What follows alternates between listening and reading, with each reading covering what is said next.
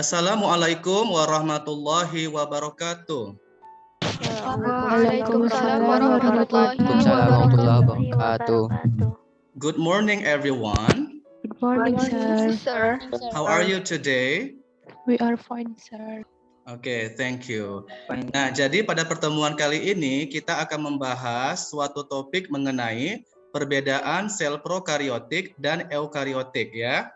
Nah, di sini untuk tujuannya adalah siswa mampu menjelaskan perbedaan sel prokariotik dan sel eukariotik serta siswa mampu menjelaskan ciri-ciri dari sel prokariotik dan eukariotik. Oke, langsung saja kita akan membahas materi tentang sel prokariotik dan eukariotik. Nah, perhatikan gambar sel bakteri dan sel hewan ini. Apakah kalian menemukan adanya perbedaan? So, have you seen any difference between these two cells? Nah, ya, memang ada perbedaan antara kedua sel ini ya, guys. Nah, jadi secara struktural terdapat dua tipe sel, yaitu sel prokariotik dan sel eukariotik. Contoh dari sel prokariotik adalah sel pada bakteri, sedangkan contoh sel eukariotik terdapat pada sel hewan dan sel tumbuhan. Nah, di sini kita akan membahas lebih mendalam tentang sel prokariotik dan eukariotik ya. Nah, yang pertama kita akan membahas tentang sel prokariotik terlebih dahulu. Sel prokariotik merupakan bentuk kehidupan yang terkecil dan memiliki metabolisme yang paling bervariasi atau yang paling beragam. Kata prokariotik sendiri berarti sebelum inti. Pro artinya sebelum, sedangkan karion artinya inti, yaitu suatu organisme bersel satu atau uniseluler yang tidak memiliki nukleus atau inti sel. Hal ini berarti bahwa sel prokariotik merupakan nenek moyang atau ancestor dari sel eukariotik karena dia ada sebelum sel eukariotik ada. Jadi yang pertama kali ditemukan adalah sel prokariotik, kemudian baru sel eukariotik. Nah, sel prokariotik ini memiliki 3 komponen dasar, di antaranya yaitu plasma lemma, ribosom, dan nukleoid. Ya. Nah, beberapa prokariotik tidak memiliki kapsul yang menyelubungi dinding sel, kecuali prokariotik yang dapat berfotosintesis. Nah, sel prokariotik ini dapat mengabsorpsi atau dapat menyerap bahan-bahan organik untuk pertumbuhannya atau untuk perkembangannya. Nah, sel prokariotik ini memiliki ukuran antara 1 hingga 10 mikron.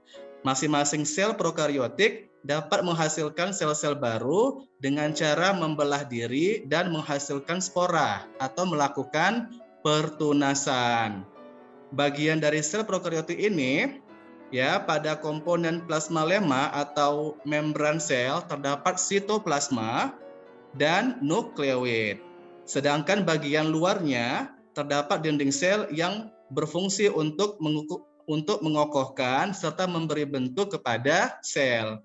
Nah, pada sel prokariotik ini tidak ada membran yang memisahkan antara DNA dari bagian sel lainnya, dan daerah tempat DNA terkonsentrasi di sitoplasma ya, yang disebut dengan nukleoid. Nah, adapun contoh dari sel ini adalah bakteri, alga biru atau cyanobacteria, mycoplasma, dan archaeabacteria. Nah, jadi contoh organisme pada sel prokariotik adalah bakteri ya, yang bisa kamu lihat pada gambar sel ini. Nah, hampir semua sel prokariotik memiliki selubung sel di luar membran selnya. Nah, jika selubung tersebut mengandung suatu lapisan kaku yang terbuat dari karbohidrat atau kompleks antara karbohidrat dan protein atau peptidoglikan, itulah nama lapisannya yang disebut dengan dinding sel. Nah, jadi guys, dinding sel pada sel prokariotik ini namanya adalah peptidoglikan ya.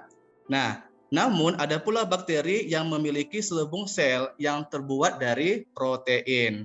Nah, sementara itu kebanyakan selubung sel archaeabacteria berbahan protein, walaupun ada juga yang berbahan peptidoglikan. Ya, nah selubung sel prokariotik mencegah agar sel itu tidak pecah akibat tekanan osmotik pada lingkungan yang memiliki konsentrasi lebih rendah daripada isi selnya.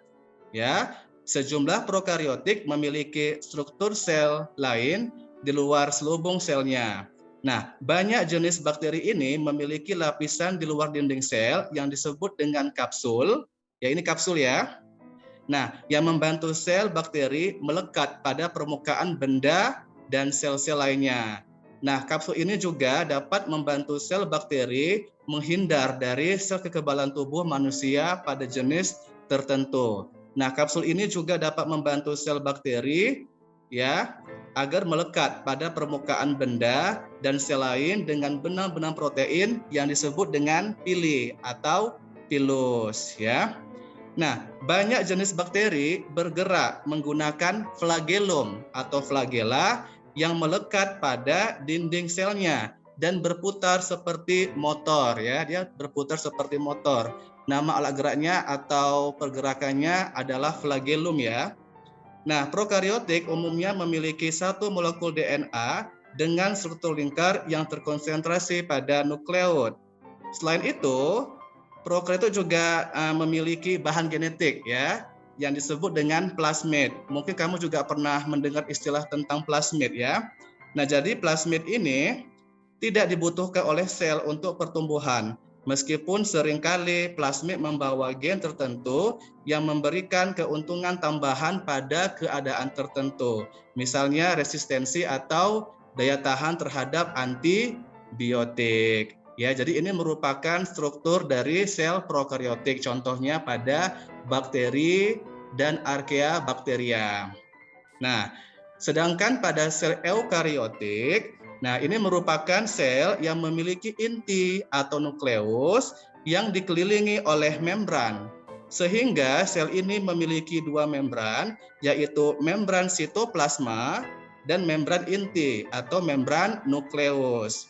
Nah, kata eukariotik ini sendiri berasal dari kata Yunani. Nah, eu itu artinya sejati. Sedangkan kariotik atau karion artinya inti. Oleh sebab itu, sel ini dinamakan sel yang memiliki membran inti atau membran nukleus.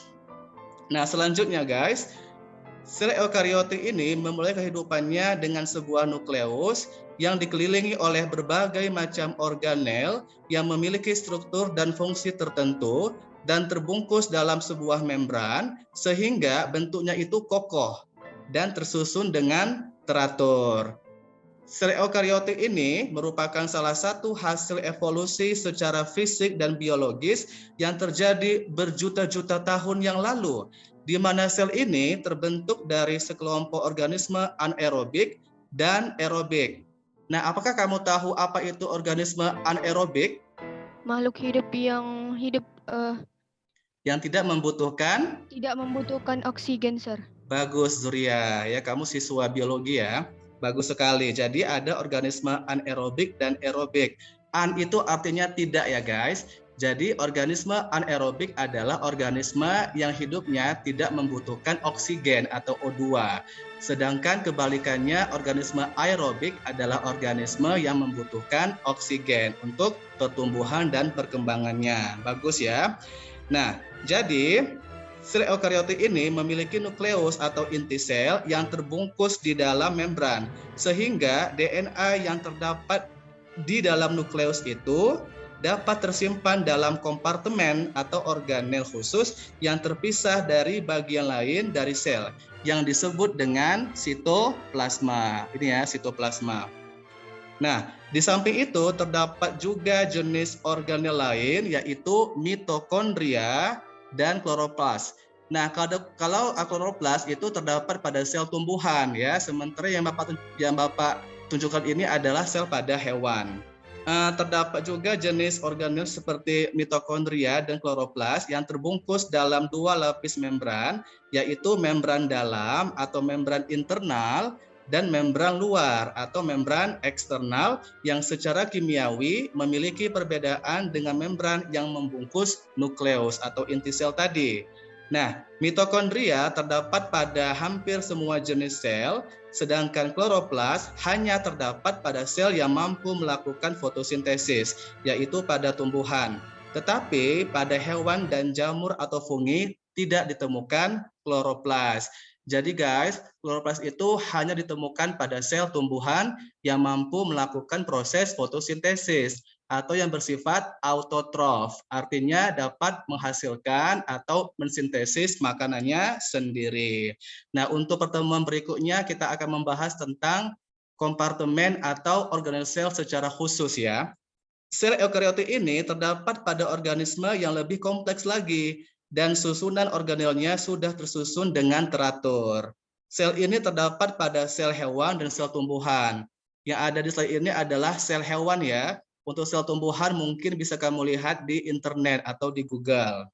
Nah, walaupun demikian, sel ini tidak semuanya ada pada masing-masing sel, karena ada bagian yang berbeda satu dengan yang lainnya, serta memiliki bentuk, ukuran, dan fungsi fisiologis yang berbeda juga.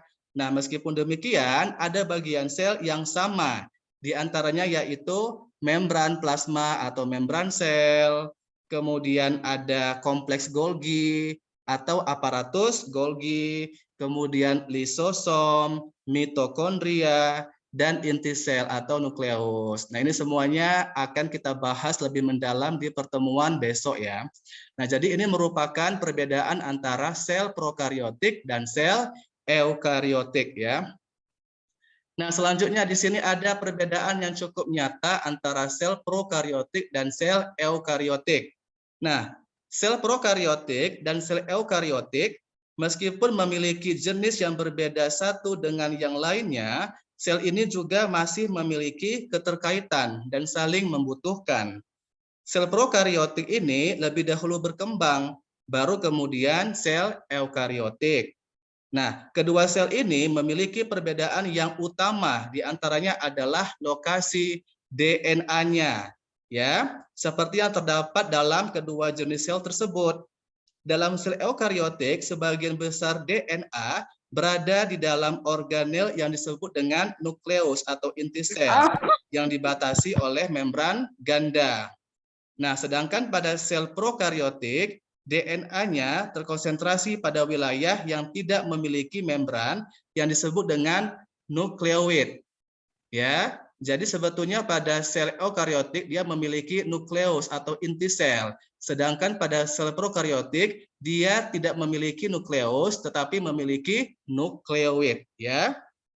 Nah, selanjutnya interior yang terdapat pada sel prokariotik disebut dengan sitoplasma. Sedangkan pada sel eukariotik, sitoplasma ini juga merupakan bagian interior atau bagian dalam yang terdapat di antara nukleus dengan membran plasma. Di dalam sel eukariotik, sitoplasma ini keberadaannya memiliki berbagai macam organel dengan bentuk dan fungsinya yang berbeda atau yang khusus yang tersuspensi dalam sitosol. Sedangkan pada sel prokariotik tidak memiliki hal tersebut sehingga ada atau tidaknya nukleus pada kedua sel tersebut merupakan salah satu perbedaan antara kedua sel tadi, ya. Nah, sel eukariotik umumnya memiliki ukuran yang lebih besar daripada sel prokariotik. Hal ini dikarenakan sel eukariotik ini memiliki organel sel yang lebih banyak dan lebih besar daripada sel prokariotik. Jelas ya? Nah, untuk kompartemen atau organel sel paling banyak ditemukan pada sel eukariotik dibandingkan pada sel prokariotik, ya. Nah, organisme yang lebih besar umumnya tidak memiliki sel yang lebih besar daripada organisme yang lebih kecil, melainkan hanya memiliki lebih banyak sel-selnya saja. Berikut merupakan perbedaan antara sel prokariotik dan sel eukariotik. Di sini ada pembandingnya atau ada comparison-nya. You can take a look at this table carefully, oke? Nah, untuk ukuran atau size, pada sel prokariotik diameternya hanya 1 hingga 10 mikrometer atau 1 sampai 10 mikron. Berarti di sini diameternya lebih kecil. Sedangkan pada sel eukariotik, baik pada sel hewan maupun pada sel tumbuhan, diameter atau garis tengahnya 10 hingga 100 mikron. Berarti di sini lebih besar diameternya. Nah, kemudian pada inti sel atau nukleus, sel prokariotik tidak memiliki nukleus, tetapi hanya memiliki nukleoid. Ya, sedangkan pada sel eukariotik, dua-duanya memiliki nukleus, baik pada hewan maupun tumbuhan. Nah, kemudian untuk penutup sel atau sel cover, ya, untuk sel prokariotik dia berupa kapsul, ya. Sedangkan pada sel eukariotik di sini untuk hewan tidak ada penutup sel, sedangkan pada tumbuhan dia memiliki dinding sel. Makanya dia bersifat kaku. Sedangkan pada sel hewan dia tidak memiliki dinding sel, makanya itu dia lebih elastis, ya, atau lebih fleksibel. Nah, untuk mitokondria, sel prokariotik tidak memiliki mitokondria, sedangkan pada sel eukariotik, baik hewan maupun tumbuhan memiliki mitokondria. Selanjutnya kloroplas, jelas ya di sini sel prokariotik tidak memiliki kloroplas, sedangkan pada sel tumbuhan memiliki sel kloroplas, ya, memiliki kloroplas. Pada sel hewan tidak memiliki kloroplas untuk melakukan fotosintesis. Makanya manusia, hewan itu tidak memiliki kemampuan untuk melakukan fotosintesis karena kita merupakan makhluk hidup heterotrof. Apakah ada yang tahu apa itu heterotrof? Coba dijelaskan. Tidak dapat membuat makanan sendiri, Sir. Bagus sekali. Heterotrof adalah organisme yang tidak dapat menghasilkan atau mensintesis makanannya sendiri. Makanya manusia, hewan itu tidak memiliki kemampuan untuk berfotosintesis atau tidak memiliki kloroplas, ya, atau plastida. Sedangkan pada sel tumbuhan memiliki kloroplas. Nah, betul. Nah, apakah jamur memiliki kloroplas? Tidak, Sir. Tidak, bagus. Jamur atau fungi tidak memiliki kloroplas, sehingga jamur juga tergolong ke dalam organisme heterotrof, ya. Nah, selanjutnya retikulum endoplasma, ada RE halus, ada RE kasar. Nah, pada sel prokariotik tidak memiliki RE, sedangkan pada sel hewan maupun tumbuhan masing-masing memiliki retikulum endoplasma atau RE. Selanjutnya ribosom. Sel prokariotik maupun eukariotik memiliki ribosom. Namun pada sel prokariotik hanya berukuran kecil, ya. Sedangkan ribosom pada sel hewan maupun tumbuhan memiliki ribosom yang relatif lebih besar. Nah, kemudian vakuola. Nah, pada sel prokariotik jelas tidak memiliki vakuola. Sedangkan pada sel hewan dia berukuran kecil. Sedangkan pada sel tumbuhan berukuran lebih besar. Nah, saya tanya, vakuola pada sel hewan namanya vakuola apa? Vakuola kontraktil. Makanya dia berukuran kecil. Sedangkan pada sel tumbuhan, nama vakuolanya adalah vakuola apa, guys? Vakuola makanan. Jadi ukurannya lebih besar. Ingat ya, vakuola pada sel hewan namanya vakuola kontraktil. Sedangkan vakuola pada tumbuhan namanya adalah vakuola makanan, ya. Nah, selanjutnya organel badan Golgi atau aparatus Golgi. Jelas, pada sel prokariotik tidak memiliki badan Golgi, sedangkan pada sel hewan maupun tumbuhan masing-masing memiliki badan Golgi. Next, lisosom, ya. Nah, kalau untuk sel prokariotik tidak memiliki lisosom. Kemudian pada sel hewan selalu ada lisosom, ya, selalu ada untuk keberadaannya. Sedangkan pada sel tumbuhan kadang ada, kadang tidak ada, tergantung dari spesies sel tumbuhannya, ya. Nah, yang terakhir adalah DNA atau deoksiribonucleic acid. Pada sel prokariotik itu bentuk DNA-nya seperti cincin yang bercampur dengan sitoplasma, ya. Kemudian sel hewan itu bentuk DNA-nya seperti pita spiral ganda atau double helix yang terdapat pada intinya dan mitokondrianya, ya. Sedangkan pada sel tumbuhan bentuk DNA-nya itu seperti pita spiral ganda atau double helix yang terdapat pada inti, mitokondria, dan kloroplas.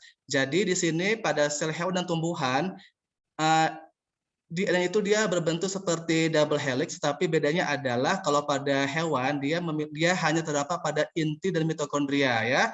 Sedangkan pada sel tumbuhan terdapat pada mitokondria, inti sel atau nukleus dan kloroplas ya. Nah, jadi berdasarkan perbedaan ini kita bisa menyimpulkan bahwa sel prokariotik merupakan sel yang belum memiliki nukleus atau tidak memiliki membran inti. Sedangkan pada sel eukariotik merupakan sel yang memiliki membran inti atau membran nukleus. Jelas ya di sini perbedaan antara sel prokariotik dan sel eukariotik ya. Nah, selanjutnya perbedaan yang lain. Di sini contoh organismenya ya. Kalau pada prokariotik contohnya adalah bakteri dan archaea bakteria. Sedangkan pada eukariotik contohnya adalah protista, fungi atau jamur, tumbuh-tumbuhan atau plantae, hewan atau animalia. Nah, untuk ukuran selnya kalau pada prokariotik 1 sampai 5 mikron atau mikrometer. Sedangkan pada eukariotik ukuran selnya 10 hingga 100 mikrometer. Nah, perbedaan selanjutnya, nukleus atau inti sel prokariotik tidak memiliki membran inti dan juga tidak memiliki nukleus atau dia hanya memiliki nukleoid ya. Sedangkan pada eukariotik jelas memiliki membran inti dan ada nukleus atau inti selnya. Nah, kromosomnya kalau untuk prokariotik kromosomnya tunggal atau single kromosom, sedangkan pada eukariotik banyak memiliki kromosom. Karena dia memiliki inti sel, maka kromosom juga banyak ya. Nah, selanjutnya mitokondria tidak ditemukan pada prokariotik, sedangkan pada eukariotik ditemukan mitokondria. Nah, untuk kloroplas ini hanya ditemukan pada sel tumbuhan saja. Ra ditemukan pada sel eukariotik, sedangkan pada pro tidak ada. Dan seterusnya ya. Itu tadi udah Bapak jelaskan di slide sebelumnya ya. Untuk yang organel sel seperti Ra, kompleks Golgi, mesosom, ribosom dan sebagainya. Nah, kemudian untuk flagela. Nah, kira-kira di sini apa fungsi dari flagela? Ada yang tahu? Membantu pergerakan, Sir. Bagus, untuk membantu pergerakan atau mobilitas atau motilitas, jelas. Nah, flagela pada sel prokariotik itu sederhana sekali, it's very simple, dan hanya tersusun atas flagellin saja. Ya, sedangkan pada eukariotik itu flagelanya bersifat kompleks atau sangat lengkap dan tersusun atas tubulin. Ya. Nah, selanjutnya untuk pembelahan sel. Pada sel prokariotik itu pembelahannya bersifat biner atau binari. Nah, di sini apakah tahu apa itu pembelahan biner? Tahu biner? Saya, Sir. Silakan dijelaskan. Apa itu pembelahan biner? Pembelahan biner adalah pembelahan suatu organisme bersel satu menjadi dua yang masing-masing memiliki nukleus. Sir. Bagus, itu pembelahan dua ya, satu menjadi dua ya. Dari kata bi ya, bi artinya dua, bagus. Nah, sedangkan pada eukariotik dia jelas ya pembelahan secara mitosis dan meiosis. Nah, untuk pertemuan selanjutnya kita akan membahas tentang pembelahan mitosis dan meiosis ya guys.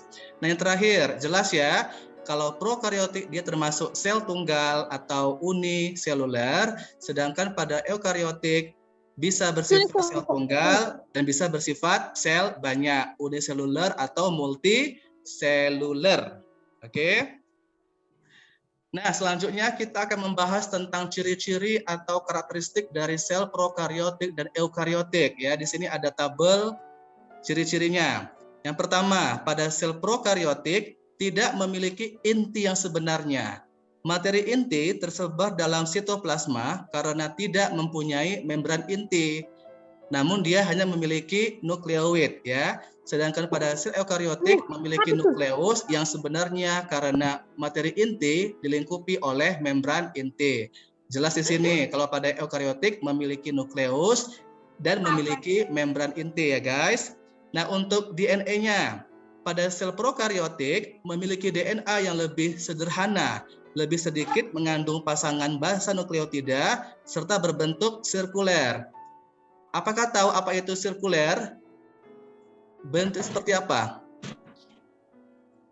Circle. berbentuk seperti lingkaran, ya. Nah, sedangkan pada sel eukariotik memiliki DNA yang lebih kompleks, lebih banyak mengandung pasangan basa nukleotida sehingga harus digulung pada protein histonnya. Berarti di sini harus memiliki protein histon.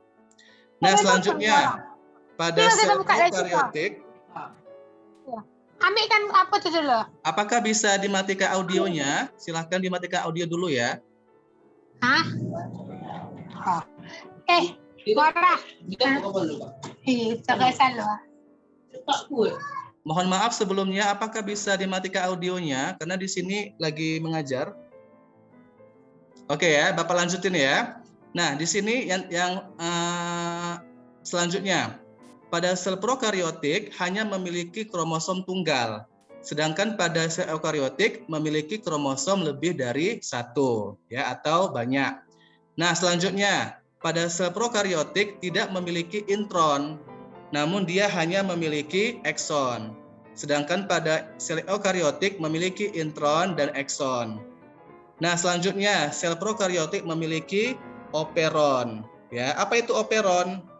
Nah, jadi beberapa gen dapat berada dalam satu unit transkripsi.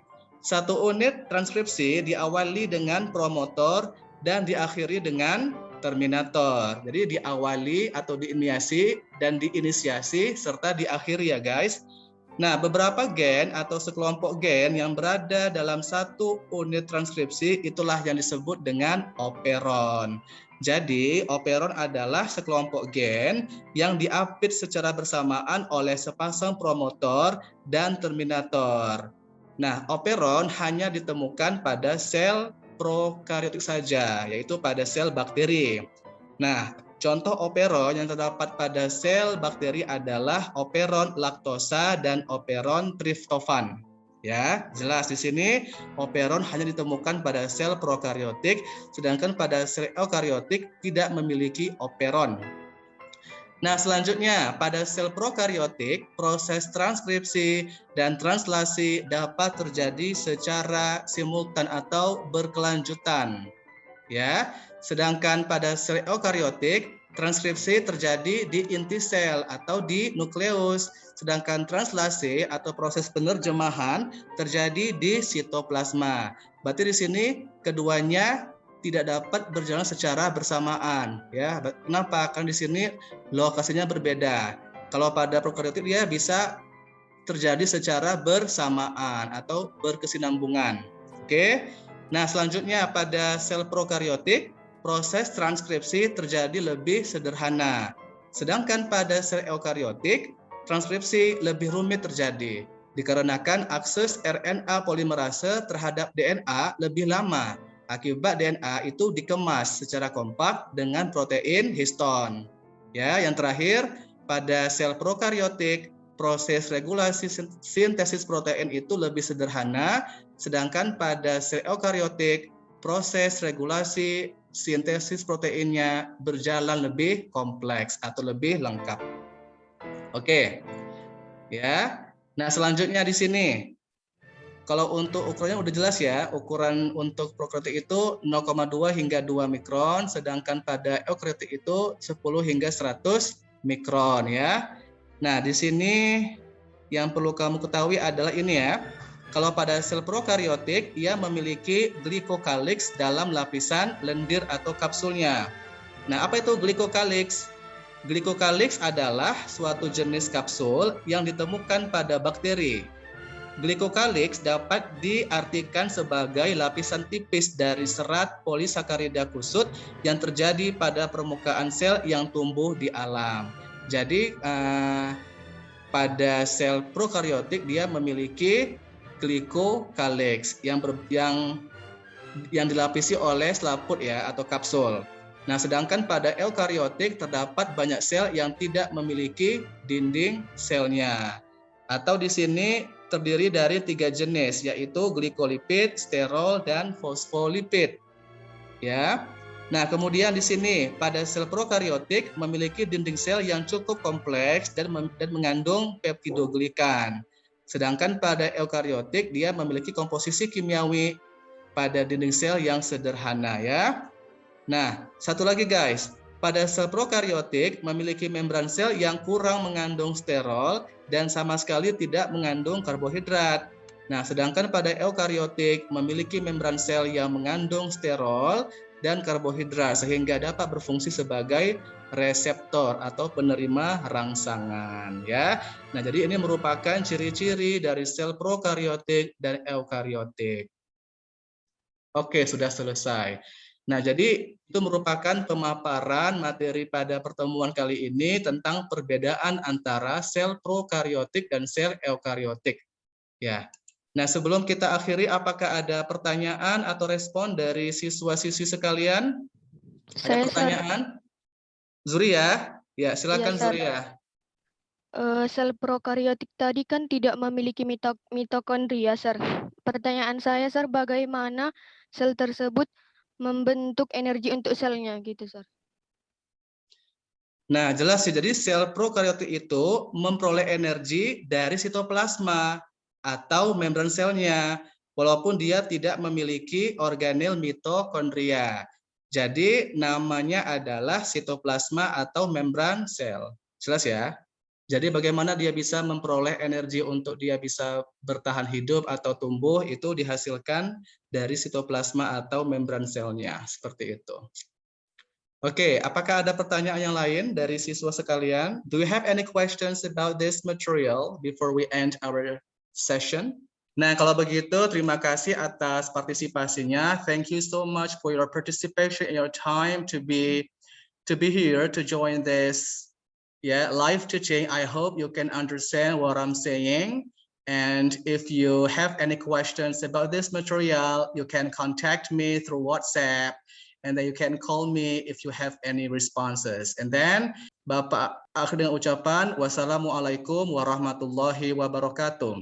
Waalaikumsalam warahmatullahi wabarakatuh. See you tomorrow. Okay, sama-sama. You are very welcome. See you tomorrow.